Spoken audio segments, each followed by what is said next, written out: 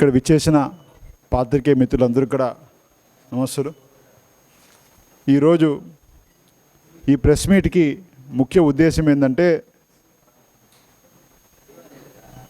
నారా చంద్రబాబు నాయుడు గారు 2024లో ముఖ్యమంత్రి అయిన తర్వాత డిసెంబర్ అనుకుంటాను, ఆ రోజు ఒక పవర్ పాయింట్ ప్రజెంటేషను ఇవ్వడం జరిగింది. ఆ పవర్ పాయింట్ ప్రజెంటేషన్లో ఆయన ఆ రోజు చెప్పిన విషయాలు ఏంటంటే, తిరుపతిలో వైఎస్ఆర్సీపీ నాయకులు ఎంతోమంది చాలా భూములు ఆక్రమించారు. అందులో మా నాన్నగారి పేరు చెప్పడం, మా కుటుంబం పేరు చెప్పడం, ఈ భూములు ఆక్రమించారని చెప్పి ఒక పవర్ పాయింట్ ప్రజెంటేషన్ పెట్టి ఒక 7-8 భూములు ఆ రోజు చెప్పడం జరిగింది. అదేవిధంగా నారా లోకేష్ గారు పాదయాత్ర చంద్రగిరిలో చేసినప్పుడు కూడా అదే రకమైన ఆరోపణలు ఆ రోజు మా మీద చేసి, ఆ రోజు ప్రజల్లో మమ్మల్ని డీఫేమ్ చేయాలని చెప్పి, మమ్మల్ని అప్రతిష్ట చేయాలని చెప్పి వాళ్ళు ఆలోచించి, మేము చెయ్యని తప్పులు, మాకు సంబంధం లేని విషయాలు కూడా మా మీద ఆ రోజు రుద్ది ప్రజల్లో ఒక తప్పుడు సంకేతాలు తీసుకొని పోవడం జరిగింది.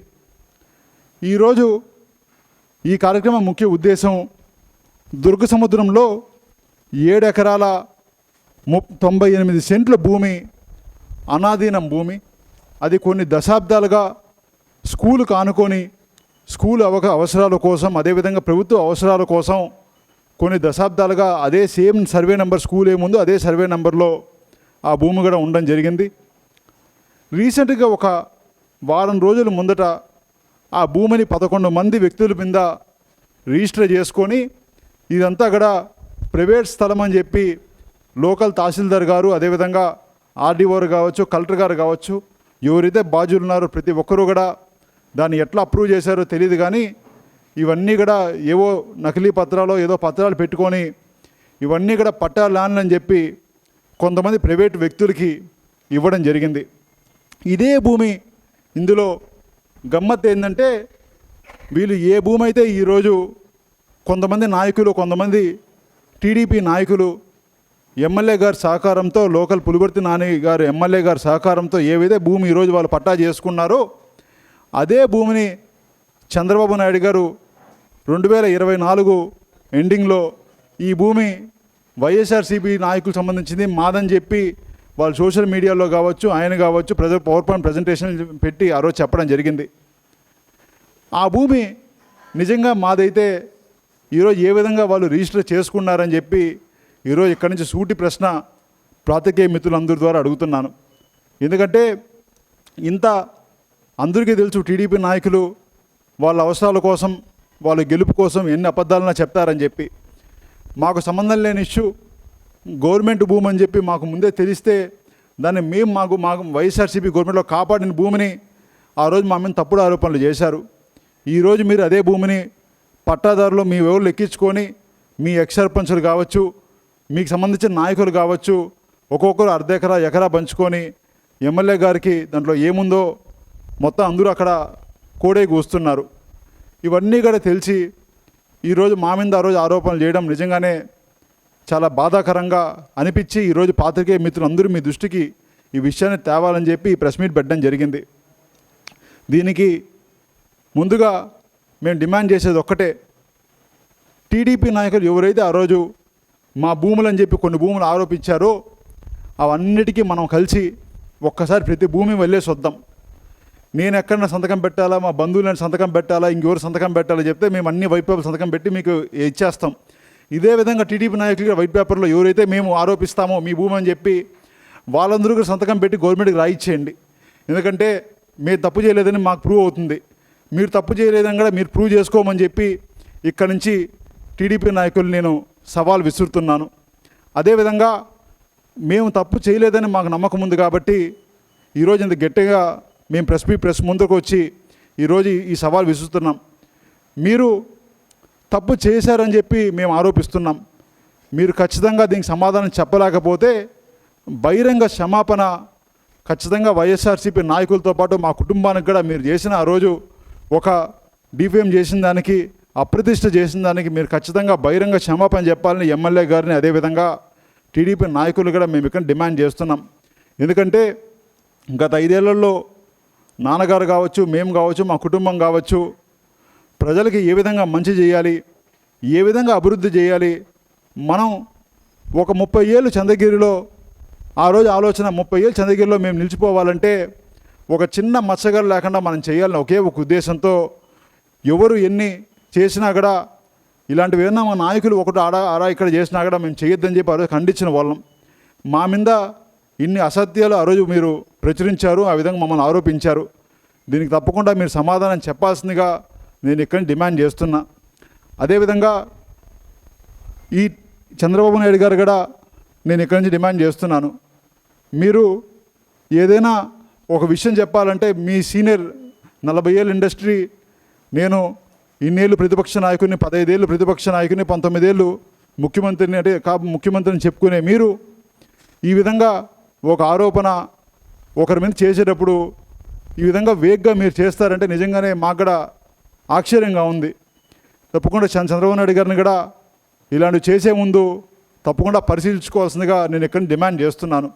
వాళ్ళుగా టీడీపీ నాయకులు కూడా క్షమాపణ చెప్పాల్సిందిగా ఇక్కడి నుంచి కోరుకుంటూ కలెక్టర్ గారిని, అదేవిధంగా అధికారుల యంత్రాంగం కూడా మళ్ళీ ఒక్కసారి డిమాండ్ చేస్తున్నా. ఏవైతే గవర్నమెంట్ భూములు ఉన్నాయో, ఏవైతే ఈ విధంగా అనాధీన భూములు ఉన్నాయో టీడీపీ నాయకులు దోచుకుంటున్నారు. తిరుపతి రూరల్లో కొన్ని 10ల సంఖ్యలో ఒక బుక్కులు మేము ఈరోజు ఇవ్వాలంటే మొత్తం బుక్కులు రెడీ చేస్తున్నాం. మేము ఆల్మోస్ట్ మాకు 2 బుక్కులు ఏమో అయ్యాయి ఇప్పటికే రెడీ చేస్తే. ఆ బుక్కులన్నీ కూడా తొందరలో పాత్రికేయ మిత్రులకి ఒక పెద్ద పవర్ పాయింట్ ప్రజెంటేషన్ మేము కూడా ఇచ్చి ఎవరెవరు భూమి ఎక్కడెక్కడ ఆక్యుపై చేశారు, మఠం భూమి నుంచి, ఇదే ఇనాం భూమి నుంచి, గవర్నమెంట్ భూమి నుంచి, ప్రతి భూమి ప్రతి పంచాయతీలో తుమ్మలగుంట దాటినప్పుడు గాంధీపురం నుంచి తిరుచానూరు వరకు పంచాయతీగా మేము రెడీ చేసి పాత్రికేయ మిత్రులే మాకు జడ్జిల్లాగా, మాకు ఇక్కడ ప్రజలే మాకు జడ్జిల్లాగా మీ ముందరికే ఇస్తాము. దానికి మీరు సమాధానం చెప్పే రోజు ఒకరోజు వస్తుందని చెప్పి ఇక్కడ మీ ద్వారా తెలియజేస్తున్నా. అధికారులు దీంట్లో వెంటనే చర్యలు తీసుకోకపోతే మేము వాళ్ళని కూడా బాధ్యతలు తీసి కోర్టు మెట్లు కూడా తలుపు తట్టే అవకాశం కూడా ఉంటుందని చెప్పి ఇక్కడి నుంచి నేను అధికారులకు కూడా మరొకసారి తెలియజేస్తూ దీని మీద స్పందించాల్సిందిగా జిల్లా కలెక్టర్ గారికి నేను విన్నవిస్తూ ఇక్కడ వచ్చిన పాత్రికేయ మిత్రులందరికీ కూడా మరొక్కసారి ధన్యవాదాలు తెలియజేస్తున్నా. Thank you. తరతరాల భూమి మాత్రం ఎక్కించాలంటే సంవత్సరాల పాటికి డిలే చేస్తున్నారు. అదే ఒక 100 కోట్ల భూమి 10 మందికో 5 మందికో ఎక్కించాలంటే మాత్రం మేఘాల మీద రాత్రి ఎక్కించి ఆన్లైన్లో పెట్టి ఈ విధంగా చేస్తున్నారని చెప్పి ఈరోజు మీ దృష్టికి తీసుకువస్తున్నాం. ఖచ్చితంగా స్పందించలేదు. ఎందుకంటే ఒక 100 కోట్ల రూపాయల భూమి ఈరోజు మార్చికి వెళ్తున్నారంటే జిల్లా స్థాయి కలెక్టర్ గారికి తెలియకుండా జరిగింది. నేనైతే నమ్మడం లేదు. ఎందుకంటే ఒక కాన్స్టిట్యున్సీ ఇన్ఛార్జిగా ఉన్నప్పుడు మేము ఖచ్చితంగా నిజాలు మాట్లాడాల్సిన అవసరం ఉంది. ఇక్కడి నుంచి ఎంత పెద్దవాళ్ళు అయినా సరే ఎటువంటి భయము, ఎటువంటి మొహమాటం మాకైతే లేదు. ప్రజల విషయానికి వస్తే తప్ప మా వ్యక్తిగతంగా వచ్చినప్పుడు ఏదైనా ఉంటే తప్పకుండా తప్పు చేయకూడదని మాకు ఖచ్చితంగా మాకు ఒకటి ఉంటుంది మా ఫీలింగు. కానీ ప్రజల విషయానికి వచ్చేసరికి తప్పకుండా ఎటువంటి తప్పులు జరిగితే మాత్రం మేము 100% దాన్ని క్వశ్చన్ చేస్తామని చెప్పి కూడా ఎంత పెద్ద నాయకులైనా ఎంత పెద్ద అధికారులైనా క్వశ్చన్ చేస్తామని చెప్పి ఇక్కడ మీ ద్వారా తెలియజేస్తున్నాము. ఒక్కొక్కటి కూడా ఆ కార్యాచరణ కూడా మీకు ప్రకటిస్తాం తొందరలో.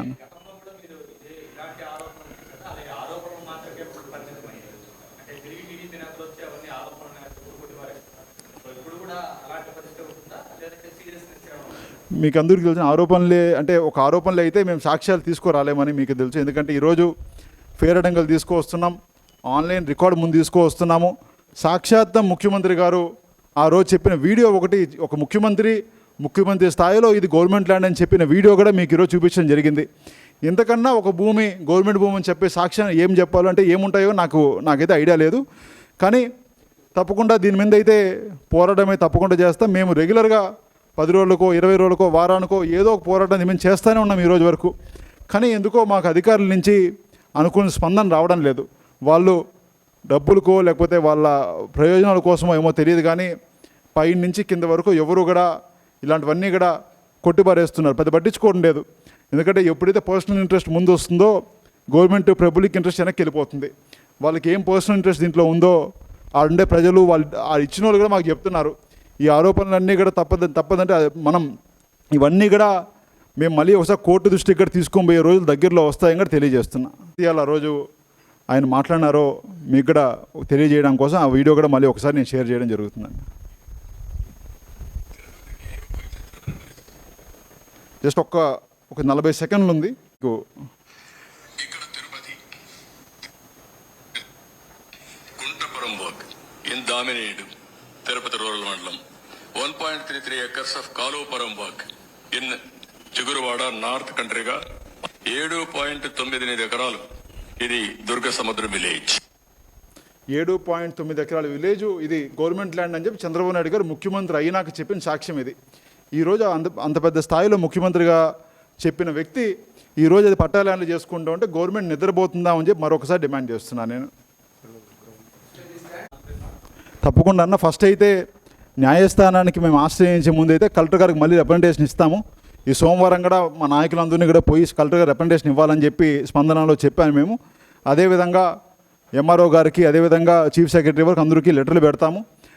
వారం 10 రోజులు చూసి ఎటువంటి స్పందన లేకపోతే లాస్ట్ పొజిషన్ న్యాయస్థానం కూడా అవసరమైతే వైఎస్ఆర్సీ పార్టీ తరఫున ఆశ్రయించి ప్రజల భూమి ప్రజలకు చెందేలాగా చేస్తామని కూడా తెలియజేస్తున్నాను. అందరూ కూడా అక్కడ లోకల్లో ఉండే వ్యక్తులందరూ కంప్లైంట్ ఇవ్వడం జరిగింది. అదేవిధంగా కలెక్టర్ గారికి రిప్రజెంటేషన్ ఇవ్వడం జరిగింది. కలెక్టర్ గారికి అర్జీ పెట్టడం జరిగింది. మొత్తం కూడా మేము ఎంఆర్ఓకి అర్జీ పెట్టడం, ఎవరికి అర్జీ పెట్టినా కూడా ఒక అలవాటు అయిపోయింది వీళ్ళకి. దోచుకోవడము, సమాధానం చెప్పకపోవడం లెక్కదేనితనం అయిపోయింది. ఇంతకుముందు ఒక ఆరోపణ ఎవరన్నా ఒకరి మీద చేస్తే భయపడేవాళ్ళు. ఇప్పుడు ఎందుకో ఎన్ని ఆరోపణలు చేసినా, ఎవరేం చేసినా కూడా దున్నపోతు మీద వర్షం పడినట్టే ఉంది. కానీ ఎవరు సమాధానం చెప్పే, మీకు ఎవరు సమాధానం చెప్పే ఒక స్థాయికి ఈరోజు అధికారులు కావచ్చు, అధికార పక్ష నాయకులు కావచ్చు వెళ్ళిపోయారంటే నిజంగానే బాధాకరం. తప్పకుండా ప్రజల కోసం వైఎస్ఆర్సీపీ పార్టీ, అదేవిధంగా మేమందరం కూడా వైఎస్ఆర్సీపీ నాయకులము చంద్రగిరి కాన్స్టిట్యూన్సీ బలంగా పోరాడతామని కూడా, ఇలాంటివన్నీ కూడా జరగకుండా మా వంతు ప్రయత్నం ఎప్పటికీ చేస్తామని కూడా ఈరోజు మీడియా సాక్షిగా నేను తెలియజేస్తున్నాను.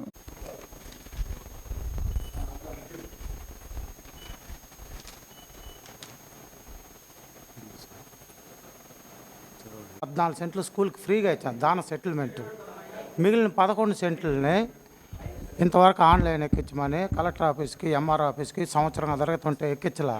అదే 135లో 1 సర్వే నెంబరు 7 ఎకరాల 95 సెంట్లు మాత్రం ఇమ్మీడియట్లీ ఎక్కిచ్చేసి వాళ్ళు ఇప్పుడు ప్లాట్లు వేసుకునేదాన్ని రెడీగా ఉన్నారు దొంగలు. నేను ఆల్రెడీ సంవత్సరం జరుగుతాను. నిన్న స్పందనలో కలెక్టర్ దగ్గరికి వెళ్తే ఇమీడియట్లీ తహసీల్దార్కి ఫోన్ చేసి ఆ అబ్బాయిది 11 సెంట్లు ఎక్కిచ్చేయండి అన్నాడు. తహసీల్దార్ గారు 5 రోజులుగా ఆఫీస్కి రావడం లేదు. నేను రోజు తిరుగుతూనే ఉన్నాను. దానికోసం ఆ 11 సెంట్లకి 1980లో మా తాత ఫ్రీగా దాన సెటిల్మెంట్ రాయించిన పత్రం ఇది. 14 సెంట్లు రాయించాడు. మిగిలిన 11 సెంట్లు ఆన్లైన్లో ఎక్కించమంటే ఎక్కించలే ఇంతవరకు. అదే సర్వే నెంబర్లో 7 ఎకరాల 95 సెంట్లు మాత్రం 3 నెలలకు ముందు ఎక్కింది. అది ఎక్కడ న్యాయం అని కలెక్టర్ గారిని అడిగితే ఖచ్చితంగా ఎక్కిచ్చేస్తారో నువ్వు అక్కడికి వెళ్ళి అన్ని పంపించాడు. ఇంతవరకు ఎక్కించలే.